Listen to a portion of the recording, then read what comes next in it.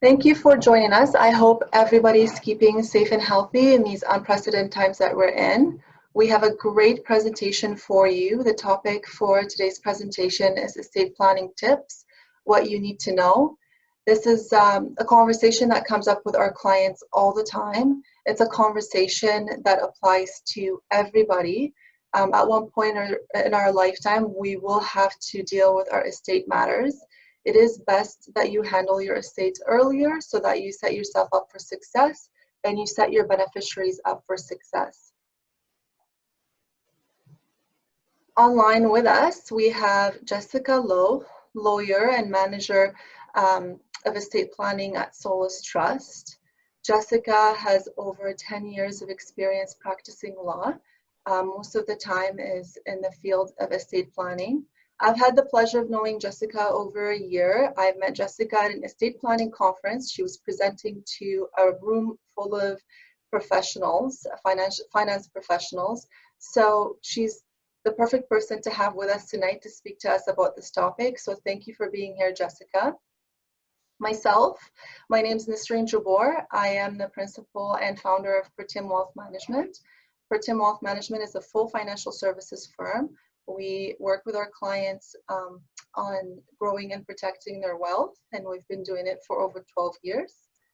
So for today's presentation, we've kept it a bit short, a little less than 30 minutes, and we want to open up the floor for questions. We take about 10 to 15 minutes for questions, so please, we do encourage you to type in your questions, and we will take those at the end of the presentation. But with no further ado, Jessica, please take the floor. Okay, so I'm just going to share my screen here with everybody.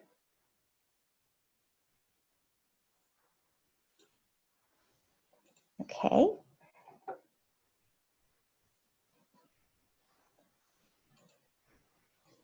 All right. Well, hi, everyone. I'm so glad that you could join us for this presentation. And first off, I'd like to thank Nazreen for the kind introduction and for inviting me to collaborate on this webinar. I have lots of great information that I'm excited to share with you all about estate planning and incapacity planning. So as a bit of further introduction, as Nazreen mentioned, I am a wills and estates lawyer, and I worked at a law firm for a number of years until I joined Solus Trust just recently this year.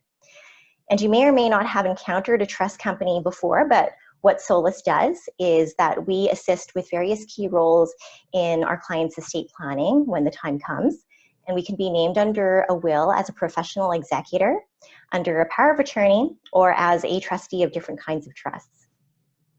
As professionals, we can really add value to situations where perhaps it might not be appropriate to burden a relative or friend with these roles, or maybe there isn't anyone that could be responsible or capable enough to complete the job, or maybe there's a loved one in your life who's going to require more of a long-term management of their eventual inheritance, and you want to make sure that there's somebody who's in place to be doing that in the long term. And in any of these cases and many others, we can be named as the first position to act, or we can be simply named as a backup just in case. And something that people don't realize is that actually relatives and friends who are appointed under a will or some other document, they don't have to act when the time comes, even if they're named, and they still have a choice about the matter, whether they act or not. So that's what a trust company does. And so now, as for Solus Trust, we are a well-established trust company. We've been around since 2005, so for the last 15 years. And we are among the largest in BC, and we have a very experienced team here. We are independent of the big banks, which means that we don't try to cross-sell any financial products. We don't hold any investments. We focus solely on serving our clients in our appointed roles. And that's actually what our name Solus means.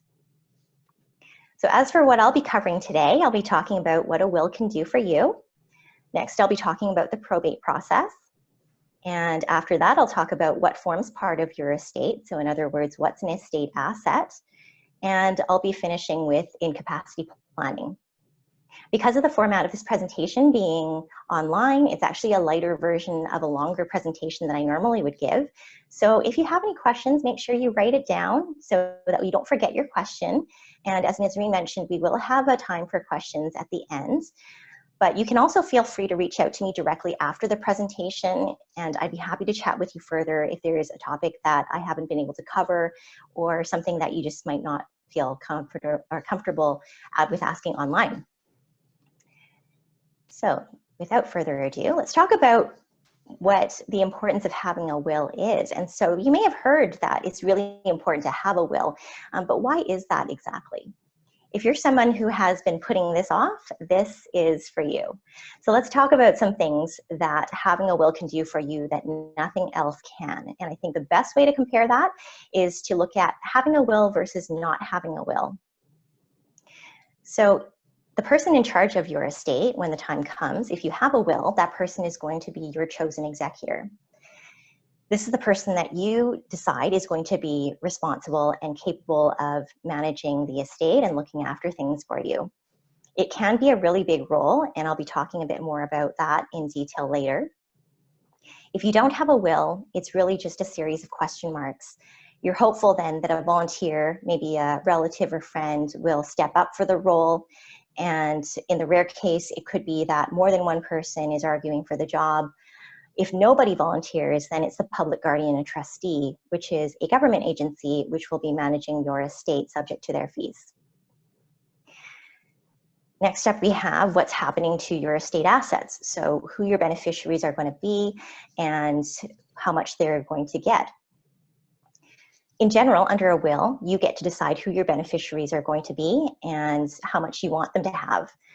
And there are, of course, some limitations because under BC law, you may or may not know that a spouse or a child has standing to challenge a will if they think that it's not fair to them. But in general, you get to decide. In the case of no will, the bottom line is that the law decides for you. And there's going to be a default distribution scheme based on which next of kin survive you. And this is often a bit different than what most people want, and you basically don't get a say if you don't have a will. Next, we have the topic of minor beneficiaries. And so minors are not able to make their own legal decisions and receive their own inheritance until they reach 19. So if parents have a will, then they get to decide who will look after their children's inheritance for them and manage it for their care and to use it for their care until they reach 19. Now, many parents will actually decide to postpone the age to something like 25, 20, or rather 21, 25, or even 30, something more of a mature age before allowing their children to come into their inheritance. And it really just depends on how responsible parents think that their own children are going to be. Now, what happens if there isn't a will is that the only option is the public guardian and trustee, again, will step in to manage the inheritance for the minor until they reach 19. And there's no ability to defer until an older age. It's always just at 19. Something more important to parents is the topic of minor children, which in the case of minor children is going to be important to appoint guardians. In the case of a will will allow parents to designate who they think is going to be the most appropriate person to raise their children if both parents should pass away. Now, if both parents pass away without a will, then that child has no legal guardian. And when that happens, they're going to be under the government ministry's care. This could mean that they're in some form of foster care for a period of time until a relative applies to the court to be their guardian. And that person may or may not be the most appropriate person. They may not be who the parents would choose for themselves, or worse yet, there might not be anyone who applies. And lastly, we have, for funeral arrangements, for those who have a preference, a will allow a person to decide for themselves things like burial versus cremation, or preferred arrangements like how and when and where, things like scattering ashes, burial at a family plot, and so forth. Now, if there is no will, then whoever is volunteering to step up as that estate administrator is going to simply decide for you. So if you have a preference, a will can help you really specify a lot of the things that you would like to see happen. And you can probably appreciate looking at this table that a will can give a lot more certainty to what happens when you pass away, as opposed to leaving things up in the air. And it can also give a lot of comfort to those who are around you, because they are also going to know that you have put your mind to these kinds of decisions. So next up, I'll be talking about what an executor or administrator does. We were just talking about how this is the person who is in charge of your estate. So where there is a will, we call that an executor, and where there is no will, then that person is called an estate administrator. So if a person is named as an executor, and if they accept their role when the time comes, then they're going to be legally responsible for these steps. And these are just very general, because we don't want to get into too much detail here. But first off, they're going to be making funeral arrangements. Next, they'll be managing and safeguarding the estate assets, which is a step that involves a lot of small steps before they can really get to the bottom of what are those estate assets. And so, not to go through this entire list here, but some of those things might be gathering information in order to locate the assets. So redirecting mail is often a good way of doing that. They'll want to check and make sure that all property is properly insured, making sure that they're canceling any ongoing expenses, subscriptions, credit card payments, making sure that they're able to really avoid any unnecessary losses to the estate, notifying various third parties, and that sort of thing. So once getting to the bottom of what the estate assets are, they're going to be able to apply for probate, usually with the help of a lawyer, and that's if applying for probate is needed. Once applying for probate, they're going to then be able to settle the estate expenses and liabilities and attend to your final taxes, usually with the help of an accountant. And it can actually be a pretty big tax bill in the year of passing, because there is what's called a deemed disposition. In other words, the CRA will treat it as though a deceased taxpayer has sold all of their assets. And so that's even if that isn't the case. So meaning that, subject to some exemptions, if we are going to be taxed on capital gains or certain other kinds of income tax, if we were to sell something while we're alive, the same thing applies when we pass away. And Nazreen is going to be talking about some further planning strategies and tips about how to offset some of this big tax bill. So after all that, the executor will then be able to account to the beneficiaries, which means that they're going to let the beneficiaries know about all the incoming and outgoing transactions of the estate and asking for their approval. And then after that, assuming all the beneficiaries agree and everyone's on the same page, the executor will then be at their end goal, which is distributing the net estate assets according to your will. From beginning to end, this whole process usually takes at least a year, but usually it does take longer. And if this sounds like it's a pretty big job, it's because it is. This is why a lot of people are starting to realize that it can be a really good idea to leave it to a professional executor to handle, or at least to have one named as a backup, just in case. So something that comes up a lot is the question of what forms part of a person's estate when they pass away. The executor or administrator of the estate is going to have to figure this out, because they're going to need to know what it is that they are looking after. So here's the simple answer to that question. What forms part of a person's estate is everything under the deceased's name that doesn't have a way of passing automatically to a beneficiary or a surviving joint owner. So to illustrate that, I like to use this pie chart. So imagine for a moment this circle represents everything that's in a person's name that they own. And so they'll see that there's some pieces cut out on the right side there. And we say that these things can pass outside of the estate. So first I'll talk about what's in blue here. So in blue we have registered assets, so that's this piece here. And so with registered assets, things like accounts that are special, like TFSAs, RSPs, RIFs, and there's a few others. So under these special accounts, you can name a beneficiary directly on that account. And if you've done that, then the funds in that account can go straight to the designated beneficiary when the time comes, and it has nothing to do with your will, nothing to do with your estate. Next in red, we have life insurance and segregated funds. And so for these items, they operate in exactly the same way as with registered assets. You can designate a beneficiary on them, And if you have done that, then they can again go to that designated beneficiary when the time comes. Nothing to do with your will, nothing to do with your estate. Thirdly, we have in green, we have jointly held assets with a right of survivorship.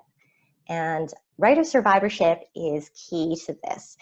So if you're thinking about adding a joint owner to an asset who is not your spouse, so if you're thinking about adding anyone else who is not a spouse, I would strongly recommend getting legal advice and tax advice before you do that, because it may not be very clear that you're giving them the right of survivorship otherwise. There are potentially additional steps that you'll need to take in order to make sure that there is what's called the right of survivorship, so that it will clearly go to that person when the time comes. So aside from what I've just talked about, what's left here is in purple, and these are generally what forms part of the estate. And these assets will usually need to go through probate. Which brings me to, what is the probate process?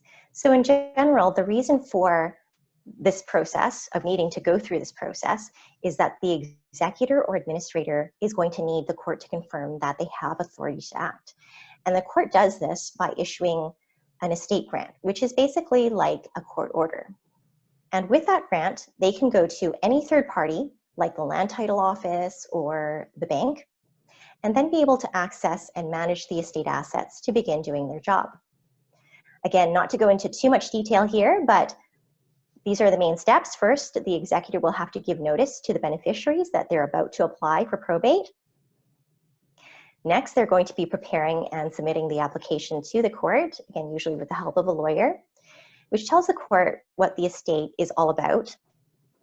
The probate application would also list what the estate assets are, and letting the court know the itemized estate asset list, as well as what the assets themselves are worth.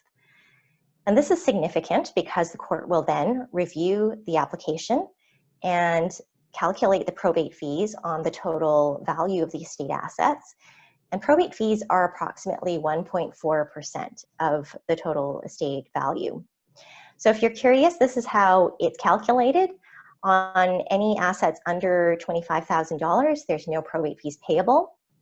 Between $25,000 and $50,000, it's $6 per every $1,000 of estate assets, and beyond $50,000, it's $14,000 of probate fees for every $1,000 of estate assets. So that's how we roughly get to approximately 1.4%. So you can think of it as, if a person has $1 million worth of estate assets, that's $14,000 of probate fees that they're going to have to pay. If it's $2 million, then it's $28,000 of probate fees they're going to have to pay, and so forth.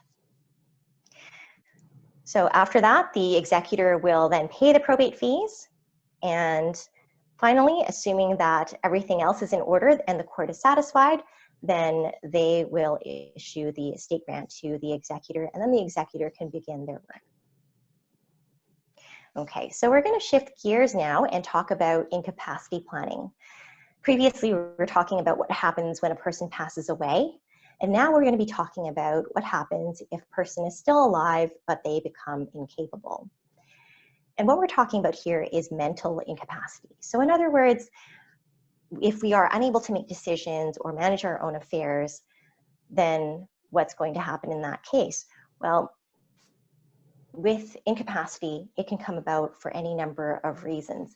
So incapacity can come about based on something that's temporary.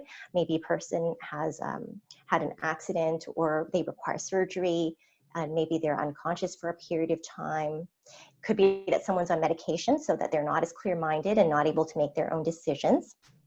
So that can happen to anyone at any moment, regardless of their age and who they are. Now, incapacity can also, unfortunately, be permanent. So perhaps a person has unfortunately suffered a stroke or a head injury, and or it could be that they have a progressively worsening disease like Alzheimer's, so that they are no longer themselves. And in that case, that incapacity can be permanent. Now, because none of us can predict what will happen to us in the future, incapacity planning is like a plan B. It helps to give peace of mind about who will look after things for you, if you're no longer able to look after them yourselves or make decisions on your behalf.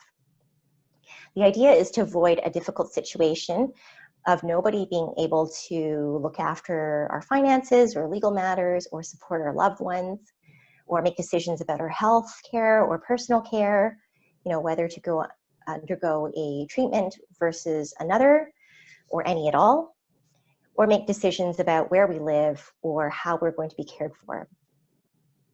So normally I would go through this kind of a checklist if we were all together in a room per our usual presentation style, but because we're online here, I'm not going to be able to ask everyone to raise their hands and if any of these questions is a yes for you. So if we were in a room, we would end up seeing, though, that pretty much everyone's going to raise their hands with respect to this list of questions at some point or another. Over Zoom, perhaps you can consider yourself whether you have assets in your own name only, perhaps whether you own real estate under your name or under joint names with somebody else. You can consider whether you are caring for dependents, whether young or old, perhaps whether you hold any very strong moral or religious convictions about certain healthcare you will or won't say yes to, whether you're at risk for serious illness or anything else that might cause you to just want some peace of mind. So if anything on this list is a yes, then it's going to be really important for you to make sure that you consider incapacity planning and get some incapacity planning in place. So let's first talk about financial or legal matters. Perhaps you've heard of an enduring power of attorney before, and these are very powerful documents that allow you to appoint someone you trust to help manage your financial or legal matters if you're not able to yourself. And you would usually grant this person very broad powers for flexibility. And this person is called the attorney, even though they may not be a lawyer. So attorney under this circumstances does not mean lawyer. It's simply the person that you're granting powers to under the document. And it's really important that you only appoint someone you trust to be your appointed attorney. Even though the law requires them to act honestly and in good faith, a bad attorney can misuse this document and do a lot of damage before being discovered. And by then, usually they and your money could be long gone. So now, in terms of healthcare and personal care, this is another form of incapacity planning that you can do.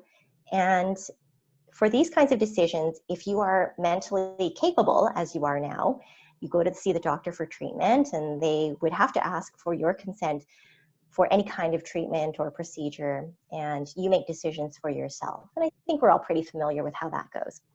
But what happens is that if you're not capable at that time, if you are unconscious, if you're not able to respond for yourself, then it depends on what kind of planning you've done, if any.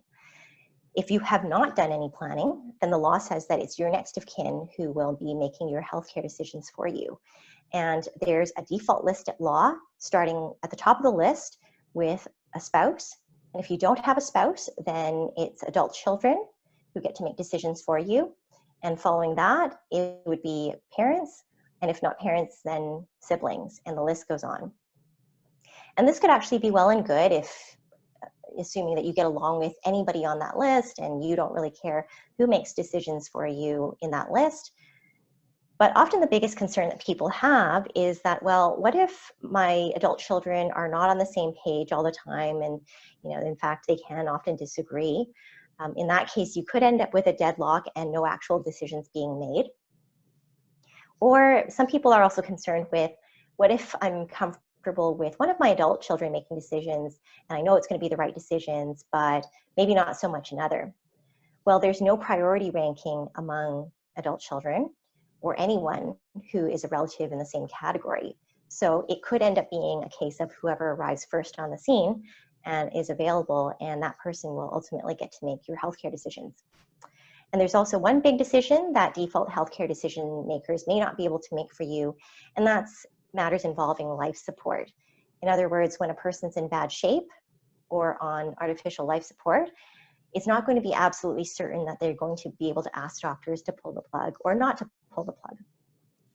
So comparing that with a situation of having had some planning done, so in terms of planning that you can do, for healthcare and personal care matters, you can appoint someone under a representation agreement to be your healthcare and personal care decision maker. And going back to that previous example of having more than one adult child, if you know that you can rely on one of your adult children to make your decisions for you, then you can appoint that child first and then appoint their siblings behind them. Often it's a good time when doing this kind of planning to speak to your family about your healthcare wishes, and so that they know. And oftentimes that's a weird thing to bring up out of the blue. So it's a good time to seize that opportunity when you are planning.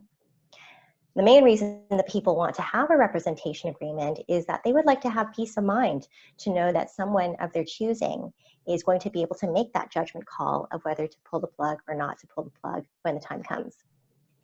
Lastly, you can do further planning by way of an advance directive. And in an advance directive, you are not appointing anyone, but rather you're setting out your wishes for healthcare and personal care. So some of these things that could appear in an advance directive would be to not resuscitate in certain circumstances. It might be to pull the plug if it doesn't make sense to keep someone alive on life support indefinitely. And so a lot of people will keep these fairly general and common sense. Some people will have some specific wishes that they want to set out about things that they will or won't say yes to.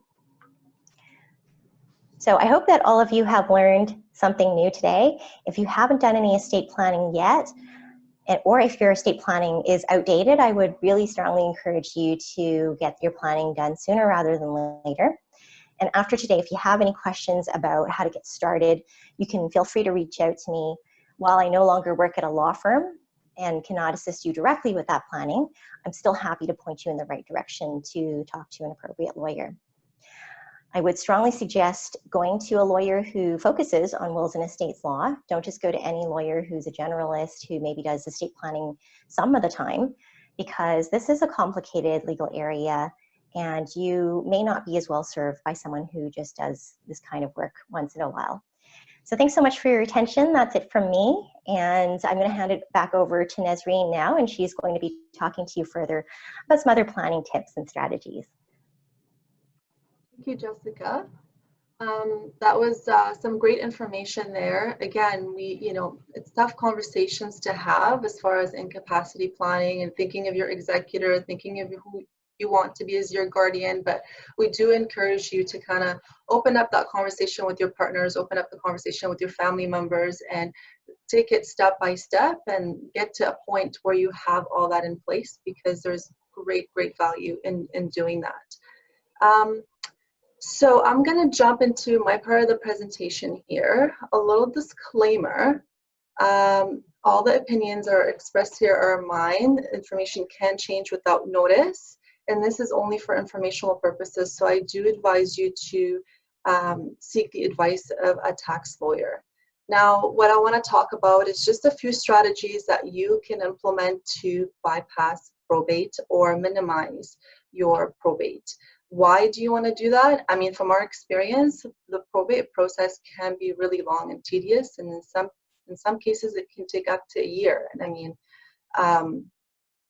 Jessica can maybe correct me on that, but what we've seen is that it takes a really long time for your probate process. And also there is a fee that you have to pay. So if you can bypass that, then why not? There's more money that goes to your beneficiaries. So what you can do is have named beneficiaries, and that can be done on insurance products and registered accounts. So I'm just going to be pretty much reiterating what Jessica had touched on a little bit earlier, with the addition of a couple of things there. You could have a joint property with a right of survivorship. Again, it's a pretty complex matter. There are some issues with that, and I'll touch on it as well. You can gift your assets inter vivosly, which inter vivos means while you're living. You can set up some trusts, again, inter vivos while you're living, and as well you can have a multiple wills, which only applies in Ontario and BC. So naming a beneficiary other than the estate will just ensure that your assets are passing outside of the estate. If no designation is made, then the estate is a default. There is a few additional benefits to having a named beneficiary, and that you'll have, it'll provide you with liquidity, greater privacy, potential creditor protection, and it reduces the fees of your probate. And naming a beneficiary applies usually to life insurance products and registered plans. What are some of the life insurance products? Life insurance is a product that has a death benefit. Generally, the death benefit is tax-free and it doesn't account part of your estate. So the funds go directly to your designated beneficiary. So again, I mean, but your beneficiaries likely are going to need some capital to sell your estate. That can be costs that obviously arise. It could be either deemed disposition on your assets or just taking care of funeral costs and such. So life insurance provides a great tool there to provide a capital right away and not and then money in your beneficiary's hands tax-free. Segregated funds, they work exactly very similar to mutual funds. It's just managed through a life insurance company, and segregated funds generally bypass probate. So any assets held within a segregated fund, you don't have to pay probate on it. Annuities is just another insurance product that provides you with a stream of income, a guaranteed stream of income. Insurance GIOs, which is a guaranteed interest option, works exactly like a GIC, a guaranteed insurance certificate, but again, held and managed through an insurance company. And you also have critical illness insurance products with a return of premium on them. That only applies in some provinces. So property held with the right of survivorship, how it works is that me as a parent, if I want to assign one of my assets to a child of mine, a particular asset, what I'll do is that I'll dispose of this asset today, and then I'll add my child as a joint owner with the right of survivorship. So upon death, what happens is that it transfers over to my child automatically, and it doesn't form part of the estate, so it bypasses probate. Upon the death of the last surviving owner, the entire value of the property will be included in their estate. So it's really important to keep in mind that you might want to do some intergenerational planning as well. So myself as a parent, I might want to look at what type of planning can I put in place for my grandchildren as well, because some taxation will end up in their hand on this asset that I've transferred over. So if you're not careful, you may be introduced to one of many potential pitfalls. So just a couple of issues with the right of survivorship is that the immediate tax consequence. So there's a deemed disposition right away if I sell the asset today. There's a loss of control, and then it opens it up to disputes. And then there's probate fees on the family disputes and expensive litigation as well. Exposure to claims, personal and business creditors, and then with also a marriage breakdown. Incapable joint owner, so the joint owner does not have the right to make decisions on that asset. It is a complex tax and succession planning, so options may not be available down the road. So it's not, there is some complexity with joint with the right of survivorship. Gifting inter vivos, generally probate savings should not be your sole motivation for gifting your asset, although a lot of individuals would benefit from seeing the enjoyment and the appreciation that will bring to a loved one. Some negative implication to gifting your asset is that you do lose control of that asset, and the asset will no longer be in your to the donor in the future.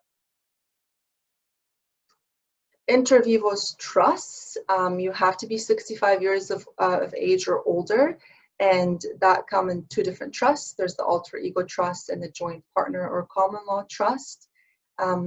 You as a settler, you're entitled to an income from the trust for a lifetime. So the inter vivos trust basically brings down the net cost of probate basically. And these trusts generally don't have any income tax benefits, but are of value for probate planning.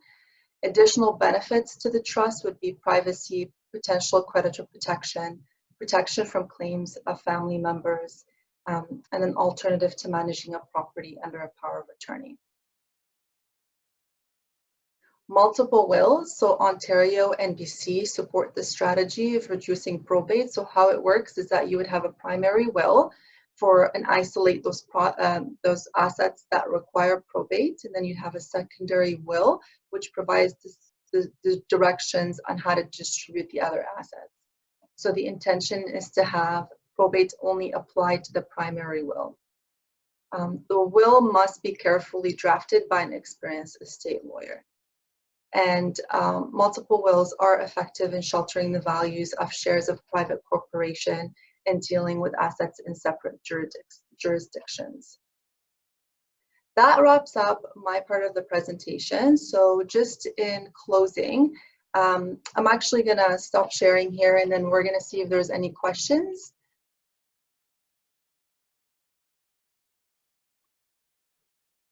For anyone that has any questions, feel free to send those just through the Q&A at the bottom there. But Jessica, I have a question for you.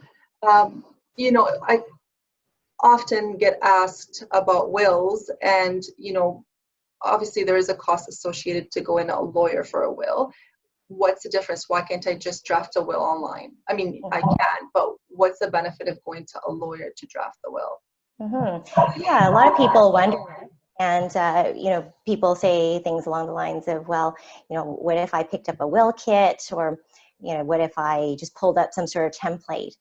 And I would say that there is a lot of benefit to going to a lawyer to get this properly done, because estate planning is not just about the will. And so as you had seen from both my presentation and Nazreen's side of the presentation, it really involves looking at the big picture, looking at all the different kinds of estate, or rather all the different kinds of assets that a person has, their intentions, and it may not necessarily be just as simple as putting a will together.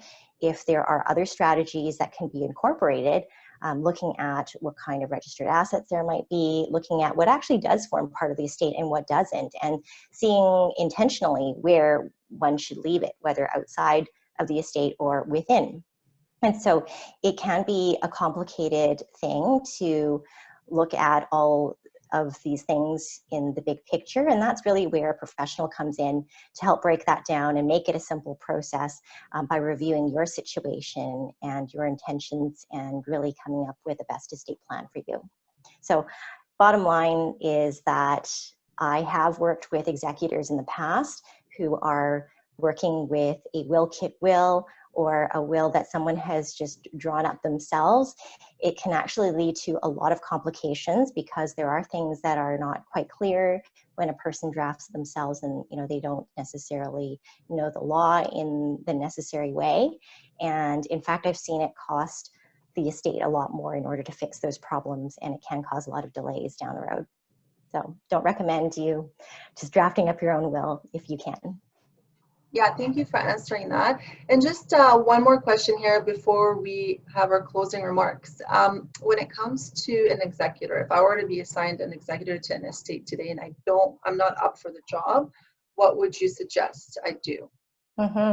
Yeah, so as I mentioned, an executor is not obligated to act, even if they're named in the documents as being the main executor. So that's why it's always a good idea to have a backup in place when you are doing your estate planning. So oftentimes people will have a primary executor, they'll have an alternate, and they may even have a second alternate.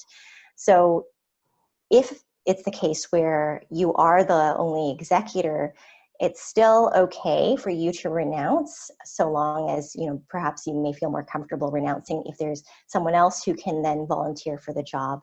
And that can be an individual, or that can be a trust company like Solus Trust. So there's always workarounds if somebody doesn't feel like they're up for the job and they can't devote the appropriate attention to it. Great, we have a couple of questions here. So one question is, how often does the will need to be renewed, updated? Yeah, that's a good question. So I would say that every few years, you should think about your estate plan and think about whether or not your will works for you anymore. And as to how often the will actually needs to be updated, well, that would depend on whether there is something that changes in terms of your intentions. And if that's the case, definitely you'll want to get it updated as soon as possible. Other than that, I think if your will is, at least 10 years old, I would say things probably have changed in your life in terms of your assets. And, it's probably a good idea to sit down with a lawyer just to review where everything's at. And that can be a good reminder for you to look into certain things like, making sure that you have beneficiaries designated under certain assets. And it's a good time to do some legal housekeeping, if you will. That being said, in 2014, the law did change quite significantly when it came to wills and estates and different matters that are related there. So I would say if you had a will older than 2014, it might not be a bad idea to just go and see a lawyer for just seeing that maybe perhaps if it should be updated now. Thank you. That's a great tip there. Couple of other questions. Even if the executor hires a lawyer, who pays the lawyer, the estate or the executor out of his fee? Right. So great question. Now, in general, any estate expenses which are properly spent on behalf of the estate in order to do the estate administration job, these are things that are paid from the estate assets. And so there is sometimes a question of timing. So before the executor gets the estate grant from the court, they likely don't have access to the estate assets. So they might not be able to go down to the bank and withdraw funds. And so oftentimes executors will have to pay out of pocket just temporarily so that they can see the lawyer for that initial meeting. And maybe there's some funeral expenses that the executor or some family members will pay. And then when the executor has gotten the estate grant and they have access to bank accounts, then that's when they can be reimbursed. And also family members who have loaned money to the estate can also be reimbursed. Great. All right, one last question here. I have clients who own real estate with their kids as joint tenants. The parent wants to gift her half to her daughter because her health is deteriorating. What taxes will she have to pay, if any? Right. So with tax advice, I am a lawyer, so I'm not able to give you tax advice, but I do suggest that you get some tax advice from an accountant who's familiar with these kinds of transactions. What I can say, though, is that from the legal perspective, it's really important that basically to explore with this parent about the downsides of adding her child on title versus the upsides, and to help her to weigh that decision. And so, just recapping a little bit of what Nazreen had presented on, when you do add a joint owner, it can potentially mean a loss of control of that half of the property that she's adding the child on, because it means that one other person is going to have to sign off if the parent wants to sell or to refinance that property down the road. And if something happens to that daughter or a child, and if she can't sign off later on, then it may be that the parent is stuck. And in terms of just the timing of the gift, it's important to figure out whether this is adding her on title now, so that when the parent passes away, then it's a gift, or whether that parent is actually gifting now, because it can potentially be a little bit different. And it's also really important to have proper documentation in place to show what mom's intention is in this case, whether it's to gift now or whether this child is being added on title so that it's a gift later on. So really important to figure all these things out, because I have seen quite a number of legal messes that can happen without the proper legal advice. Thank you. Well, thank you for all your questions. We'll just take a few more minutes if there's any other questions from anyone, for myself or for Jessica. But if there's no other questions online, in closing, we'd like to thank you for your time. We find that, real estate matters is a conversation that comes up but is not dealt with. Often, a lot of my clients are always asking about wills and, what happens if they become incapacitated, and, what type of planning to be done there, and no next steps are taken. It takes, more than one conversation to get there. So we do encourage you to revisit your situation today, make sure your wills are in order. And, there's so many uncontrollable events that can happen in our lifetime. So it's really, really important that you review those. Myself and Jessica are happy to answer any questions Jessica particularly pertaining to what you can do when it comes to assigning as an executor or passing your estate to a firm like Solus Trust to be their executor on the estate. And myself, I'm happy to discuss, what you can do as far as just planning in general when it comes to your estate and deemed disposition and some ways of bypassing probate. So thank you for joining us tonight, and you have our information there. Do reach out and let us know how you found the presentation today, and we'd love to bring more of those to you. So if you're interested, let